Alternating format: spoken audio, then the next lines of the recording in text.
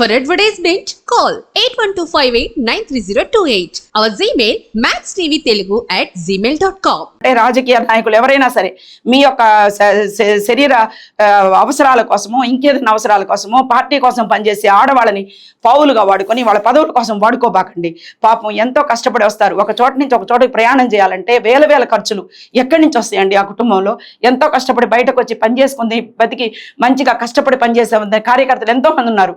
వాళ్ళకి పదవులు కావాలంటే ఈ ద్వారమే ఎంచుకోవాలి, ఈ మార్గమే ఎంచుకోవాలి అని అనుకుంటే అప్పుడు వాళ్ళ యొక్క శీలం ఏమైపోద్ది?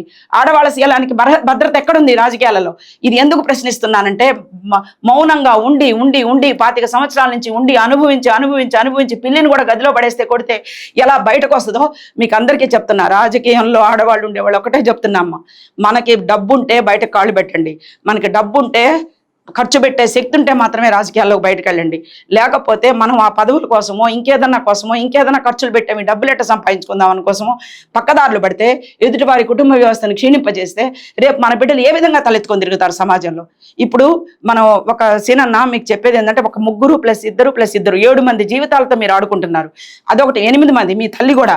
ఎందుకంటే అందరూ ఇంతమంది ఆడవాళ్ళు, తర్వాత మీ తమ్ముడు పిల్లలు, వాళ్ళందరికీ ఎన్నెందు పిల్లలు నాకు తెలియదు ఆడపిల్లలు. సో ఇంతమంది, నీ భార్య మాధురి, తర్వాత ఆమెకుండే 3 పిల్లలు, నీకుండే 2 పిల్లలు, ఇంతమంది ఆడవాళ్ళ జీవితాలు నీ యొక్క ఒక్క డెసిషన్ మీద ఆధారపడి ఉన్నాయి, నీ యొక్క నిర్ణయం మీద ఆధారపడి ఉన్నాయి. ఆ నిర్ణయం ఏంటంటే, మీరు ఎన్ననుకున్నా మా మధ్య భార్యాభర్తల మధ్య గొడవలు ఉన్నాయి, నన్ను ఆమె ఎండగొట్టింది, నేను 2 సంవత్సరాలు బయట ఉన్నాను, ఆమె ఏదో అన్నం వండి పెట్టింది, అందుకని ఆమె దగ్గరయ్యాను, నేను అడల్టరీలో మీరే ఒప్పుకున్నారు కదనా. మీరు ఒప్పుకున్నప్పుడు అమెరికాలో ఉండే ఆమె భర్త నేను శ్రీరామచంద్రుడిని కాదు, నాకు ఇంకా నమ్మకం ఉంది అని చెప్పి ఆ భర్త అన్నప్పుడు నేను శబాష్, చాలా మెచ్చుకోవచ్చు. అటువంటి భర్తలు ఉండటం ఈ కాలంలో చాలా గొప్పే. కానీ మీరు పబ్లిక్గా మీరు మాధురి ఇద్దరు కూడా కరిగిపోయాను కర్పూర దీపమంట ఏందేందో పాటలు పాడుతున్నారు. సో ఇటువంటి పాటలు పాడి మేము ఆ యొక్క రిలేషన్లో ఉన్నాము అని చెప్పుకుంటున్నప్పుడు ఆ భర్త ఎలా నమ్ముతున్నాడు? ఎలా నమ్మి నేను ఇంకా శ్రీరామచంద్రుడిని కాదు అంటున్నాడు? శ్రీరామచంద్రుడి గురించి తలుచుకోవాలంటే, శ్రీరామచంద్రుడి గురించి చరిత్ర ఒక్కసారి రామాయణం చదువుకుంటే ఆయన ఎంత ఏకపత్ని వ్రతుడు. తన భార్యని ఒక చాకలి నిందకు సత్యము చాటగా కులసతినే విడనాడనయ్యా, చాకలి నిందకు సత్యము చాటగా కులసతినే విడనాడనయ్యా. అర్థం తెలుసా? ఆ చాకలోడు ఆయన రావణాసురుడి దగ్గర ఉంటే తీసుకొచ్చి పెట్టుకున్నాడే ఇంట్లో అని ఒక మాట అంటే, ఆ మాట వేగుల రూపంలో ఉండి తను విని ఇంత మాట అన్నాడు, నా భార్యని ఇంత తక్కువగా మాట్లాడుకుంటున్నారని బాధపడి తన భార్యను అడవుల్లో వదిలేస్తే ఆ మహాతల్లి సీతమ్మ తల్లి తన బిడ్డలకు కూడా రాముడిని ఒక్క మాట అన్నీకుండా తన బిడ్డల్ని ఎంతో పెద్దోళం చేసుకొచ్చి అవమానం తట్టుకోలేక భూమిలోకి వెళ్ళిపోయిన మహాదేవత ఎక్కడ? అటువంటి రామాయణం గురించి మాట్లాడాలంటే మనకు అర్హత ఉండాలి, రాముడి గురించి మాట్లాడాలంటే అర్హత ఉండాలి. మా ఊళ్ళో రామాలయం శిథిలావస్థలో ఉంటే శిథిలావస్థలో ఉన్న దేవాలయాన్ని కట్టించాలని ఎండోమెంట్స్కి రాస్తే ఎండోమెంట్స్లో ఉండే కాంట్రాక్ట్ వెనక్కిపోతే డబ్బులు లేకపోతే 20 లక్షలు లోన్ తీసుకొని రామాలయం కట్టించిన ఘనత శ్రీలక్ష్మిరెడ్డిది. కాబట్టి మీకు ఒకటే చెప్తున్నా, ఎక్కడ ఏది కూడా ఆడవాళ్ళు తలుచుకుంటే సాధించలేనిది ఏదీ లేదు. ఎప్పుడు నిజాయితీగా నిర్భయంగా ధైర్యంగా ఉన్నప్పుడు మనం ఏదైనా సాధించవచ్చు. ఈరోజు ఎండోమెంట్స్ కమిషనర్, పాత కమిషనర్ కానీ కొత్తగా వచ్చిన కమిషనర్ కానీ ఎప్పుడు పోయినా శాలువాలు కప్పి అమ్మ శ్రీలక్ష్మిని సన్మానం చేస్తున్నారంటే ఉట్టిగానే సన్మానాలు చేస్తారా ఎవరికైనా? సేవ అంటే ఇదమ్మా, సేవ అంటే అది కాదు. కాబట్టి సేవ అంటే అర్థం తెలుసుకో. దేవుడు, ఫిలాసఫరు, గైడు ఇవన్నీ నీ భర్త కావాలి. వేరే వాళ్ళ భర్త నీకు ఫిలాసఫర్ కాకూడదు. వేరే వాడి నవ్వు నీకు అద్భుతంగా కనిపించకూడదు. వేరే ఆమె భర్త నవ్వు నీకు చాలా సంతోషంగా కనిపించకూడదు. వేరే భర్త యొక్క అందం, కట్టుకున్న మాధురి భర్త అందం నీకు సౌందర్యంగా కనిపించకూడదు. ఎదుటి వారి భర్తని సొంత సోదరులాగా భావించాలి. మిమ్మల్ని ప్రశ్నిస్తున్నారు అందరూ. మీ మధ్య ఉండే రిలేషన్ ఏంటంటే, ఆయన నాకు గైడు, ఫిలాసఫరు అన్నీ. మీరేమనుకున్నా వాణి గారు నిందలేశారు, నేను ఆయనతోనే ఉంటా. రేపు దువ్వాడ శ్రీనివాస్ గారితో మీరు కలిసి ఉన్నప్పుడు ఎవరో వచ్చి అమ్మ శ్రీను నీతోనే కాదు ఇంకెవరితోనో అక్రమ సంబంధం ఉందంటే వాళ్ళింటికి వెళ్ళిపోతావా? అవును శ్రీను ఇప్పుడు ఇట్ట అన్నాడు కదా, నువ్వు అన్నమాట నిజం చేయడానికి వెళ్ళిపోవాలి కదా, వెళ్ళిపోతావా? సీనన్న ఇది తప్పనా? ఎందుకంటే మన కట్టుకున్న భర్తని కన్నబిడ్డల్ని ఎక్కడో వదిలేసేసి, కన్నబిడ్డలు ఎక్కడుండారనా పాపం, వాళ్ళు ఎక్కడో తల్లి దగ్గర బతుకుతున్నారట. తర్వాత ఈమెమో మీ దగ్గరకు వచ్చి మీకు సేవలు చేస్తదట. పార్టీలో 20 మంది ఆడవాళ్ళని పెట్టుకుని భరతనాట్యాలు, కోలాటాలు నేర్పిస్తదట, లేకపోతే ఎలక్షన్స్లో ఏదో చేస్తదట. ఇవన్నీ చేసుకోవచ్చనా? ఎప్పుడు? ఎక్కడ? హిమాయత్ నగర్లో సొంత ఆఫీస్లో జగన్మోహన్ రెడ్డి గారు వైఎస్ఆర్సీపీ జెండాను ఎగరేసి, సొంత జెండా ఎగరేసి, సొంత ఆఫీస్లో సొంత డబ్బులతో సొంత ఎవరిని యాచించకుండా సేవాదళ స్టేట్ సెక్రటరీగా పనిచేసిన శ్రీలక్ష్మిరెడ్డి లాగా చేస్తే అది ఏమనిపించుకోదు. ఆమె చేస్తానన్న సేవ ఎక్కడ? నీ దగ్గర నీ బిల్డింగ్లో నీ ఫ్లోర్లో 2 కోట్లు పెట్టానంటాం. ఇది ఎక్కడ ఎవరైనా చూసే వాళ్ళకైనా ఎంత అవమానకరంగా ఉంటుందో తెలుసా, ఎంత బాధగా ఉంటుందో తెలుసా. ఊళ్ళో ఇంకెక్కడ ఇళ్ళు లేవా, ఊళ్ళో ఎక్కడ ఆఫీసులు లేవా, ఊళ్ళో ఎక్కడ పార్టీ కార్యాలయాలు పెట్టుకోవడానికి స్థలాలు లేవా? ఎందుకు మీ దగ్గరే వచ్చి 2 కోట్లు ఇన్వెస్ట్ చేయాలా? ఒకవైపు భార్య అనుమానిస్తుంది కదా మిమ్మల్ని. మీ భార్య అనుమానిస్తున్నప్పుడు మీ స్థలంలోనే మీ దాంట్లోనే ఆమెను ఎలా పెట్టనిస్తారు? ఏ విధంగా పెట్టనిస్తారు? ఇది సమాజం. మీరు ఒక్కరే బతకడం లేదు.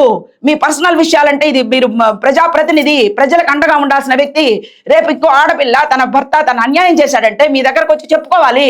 నా భర్త ఇలా అన్యాయం చేశాడని అంటే మీ దగ్గరకు వచ్చి చెప్తే వాడి దగ్గరికి ఏందమ్మా పోయేది? వాడి భార్య ఇదల్లో ఉండి ఎక్కడికో పోయింది, ఆయనేం అన్యాయం చేస్తాడు అంటారు కదా మిమ్మల్ని. అప్పుడు తల ఎక్కడ పెట్టుకుంటారు? ఇప్పుడు ఈమెకు విడాకులు ఇచ్చినాక మీరు ఎక్కడ ఉంటారు? అక్కడే ఉండాలి కదా.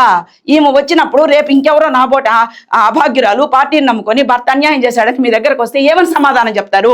మీరు కూడా ఎవరి దగ్గర కొన్ని ఆఫీసులో పోయి వాళ్ళకి సేవలు చేసుకోమని చెప్తారా? ఎక్కడ న్యాయం ఇది?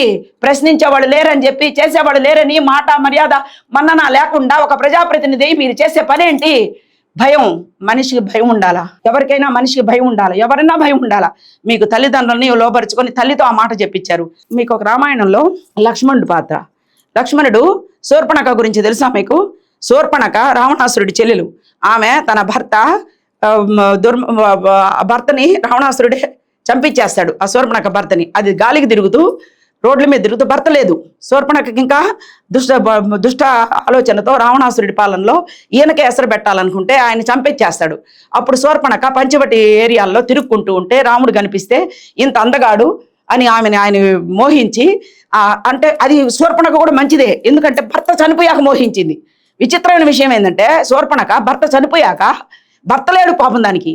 అందుకని ఏదో ఎర్రగా బొరగ ఇక్కడేదో బాగున్నాడు రాముడు, వీళ్ళ అందంగా ఉన్నాడు, ఆజాను బాహు అరవింద దళాయతాక్షం అని చెప్పి పాటలు పాడుకుంటాం మనం రాముడి గురించి. అంత అందగాడని చెప్పి ఆయన మోహించి మంచి అందమైన రూపంలో వచ్చి ఆ రాముడి దగ్గర పోయి నన్ను పెళ్లి చేసుకోమంటది. అంటాడు అప్పుడు ఆయన, అమ్మ నేను ఏకపత్ని వ్రతుడిని, నాకు ఆల్రెడీ పెళ్ళై ఉంది, నాకు భార్య ఉంది, కాబట్టి మీరు నాకు ఇది మంచి పద్ధతి కాదమ్మా అని చెప్తాడు. లేదు ఇంకో లక్ష్మణుడు ఉంటే ఆయన దగ్గరికి బొమ్మ, ఆయన భార్య దగ్గర లేదు, ఆయన దగ్గర పోయి మాట్లాడుకోమని చెప్తా. అప్పుడు లక్ష్మణుడి దగ్గరికి వెళ్తే లక్ష్మణుడు అన్నాడు, అమ్మ నాకు పెళ్ళైనా కూడా నేను సేవకుణ్ణి. లక్ష్మణుడు ఎవరు? రాముడి తమ్ముడు. మీ తమ్ముడు ఉన్నాడు సినన్న, మీ తమ్ముడు కూడా ఉన్నాడు. ఏం మాట్లాడుతున్నాడో మేము వింటానే ఉన్నాం. ఆమె మాదిరి గారు రోడ్డు మీదకి వచ్చి మీ ఇంటి ముందు వచ్చి నిలబడినప్పుడు మీ తమ్ముడు ఎక్కడ నిలబడి ఉన్నాడు, ఎంత అడ్డంగా ఉన్నాడు, ఎవరికి అడ్డంగా ఉన్నాడు? రాముడికి సీతమ్మ మధ్య ఆ రోజుల్లో లక్ష్మణ స్వామి ఎలా ఉన్నాడు? శూర్పణఖ మోహించి వస్తే ముక్కు చెవులు కోసి పంపించాడు. శూర్పణఖని ముక్కు చెవులు కోసి పంపించాడు. మా అన్నని ఇంత మాట అంటావా? మా అప్పుడు లక్ష్మణ స్వామి కూడా పెళ్లి చేసుకుని అనేసరికి సీతాదేవిని ఇష్టం వచ్చినట్టు తిడుతుంది శూర్పణఖ. తిట్టేసరికి నువ్వే కదా అడ్డము, నువ్వు లేకపోతే నాకు రాముడు పెళ్లి చేసుకునేవాడు కదా అని తిడితే దాని ముక్కు చెవులు కోసి పంపించాడు. మరి మీరేం చేస్తున్నారు అక్కడ? మీరు లక్ష్మణుడిగా ఒక సొంత సోదరుడిగా ఉండి బంగారు లాంటి వదిన బయట ఉంటే ఆ వదినకి క్యాన్సర్ ఉందనా? పాప నువ్వే చెప్పావు క్యాన్సర్ వచ్చింది, నా మీద హిస్టెక్టమీ కడుపు నొప్పో బాధ నొప్పో ఏదో చెప్పుకుంటుందామె. నువ్వు చివరికి క్యాన్సర్గా చేసి చెప్పావు. మాకే మీ కుటుంబంలో ఎవరెవరికి ఏం జబ్బులు అనేది మాకు తెలియదు, నువ్వు చెప్పిన మాటే నా భార్య క్యాన్సర్ అని చెప్పావు. క్యాన్సర్ పేషెంట్ అయిన వదిన బయట ఉంటే అడ్డంగా నిలబడి నీకు సపోర్ట్ చేస్తున్నారు తప్ప నీ కుటుంబ సభ్యులు ఆమెకు సపోర్ట్ చేస్తున్నారా? మరి ఇన్ని సంవత్సరాలు ఆమె దగ్గరే ఉన్నావు కదా నువ్వు, మరి వీళ్ళ దగ్గర లేవు కదా. మరి ఆ శూర్పణఖలాగా రాముడు ఎక్కడ, లక్ష్మణుడు ఎక్కడ, శూర్పణఖ ఎక్కడ? ఈ పాత్రలన్నీ తీసుకుంటే శూర్పణఖ మోహించిందని ముక్కు చెవులు కోసించిన లక్ష్మణ స్వామి ఎక్కడ? మీ తమ్ముడు ఎక్కడ? ఈ ప్రశ్నకు సమాధానం ఏంది? రామాయణం నుంచి మహాభారతాల నుంచి మీరే అన్నారు. మీ నోటి గుండా రాముడు ఏకపత్ని వ్రతుడు అనే మాట ప్రతి ఒక్కరూ మోగిస్తున్నారు. ఇప్పుడు ప్రతిపక్షాలందరూ కూడా మీరు అన్న మాటని ప్రతి ఒక్కరు వాడుకుంటున్నారు. ఈ రోజు ఎప్పుడైతే మీరు ఏకపత్ని వ్రతుడు అన్నారో ఆ ఏకపత్ని వ్రతుడు మాట ప్రతిపక్షాలు వాడుకుంటున్నాయి మీ మాటల్ని. మరి ఏమని సమాధానం చెప్తారు? మీ తమ్ముడు ఏమని సమాధానం చెప్తాడు? శూర్పణఖ లాంటి మనుషుల్ని ముక్కు చెవులు కోసి బయటకు పంపించి వదిన్ని ఆహ్వానించకుండా ఆమెకు సపోర్ట్ ఎలా చేస్తున్నారు? నా కోడలు మంచిది కాదు, నా కోడలు తాగుద్ది, నా కోడలు కొట్టద్ది అని చెప్పి ఎలా చెప్తుంది మీ అమ్మ? ఇన్ని సంవత్సరాలు మీ ఇంటి గడపదొక్కని అమ్మకి ఆమె కొడుతుందా, తిడుతుందా, తాగుతుందా అనే విషయం ఎప్పుడు చూసింది?